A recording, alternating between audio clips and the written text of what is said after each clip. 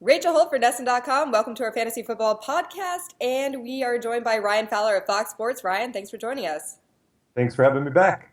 All right. Well, I do have to say it was a great week 5, and a lot of unpredictable things happened. First off, let's just get right into it with a QB, Brian Hoyer.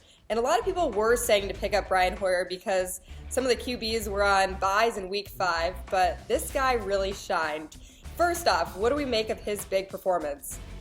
It's a loaded question, but I think you have to go back a few years. Brian Hoyer was the starting quarterback for the Cleveland Browns, as the Cleveland Browns are still trying to figure out who their starting quarterback is in 2016. But Hoyer didn't really get a fair shot in Cleveland. There were signs that it might have actually worked had the regime not changed there in Cleveland. You know, they've had so much turnover with coaching and front office moves, but people thought if you gave Hoyer a long look, he could be the guy. And what you're looking at right now you have to be fair to Brian Hoyer, the good and the bad. He's played the Lions pass defense and he's played the Colts pass defense the last 2 weeks. Those are pretty soft pass defenses, but he's doing what he's supposed to do. He's completed over 70% of his passes, which is unheard of in NFL week to week.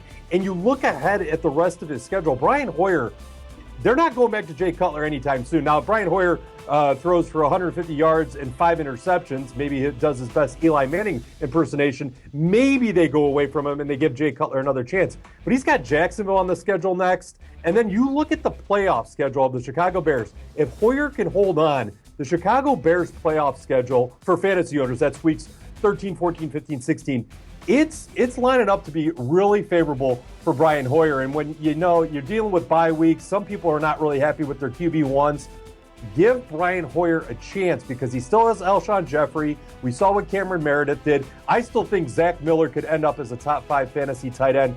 I like how everything's shaping. Oh, and not to mention, Jordan Howard is giving balance to that offense. He's going out there and giving 20-plus fantasy points for fantasy owners in the backfield.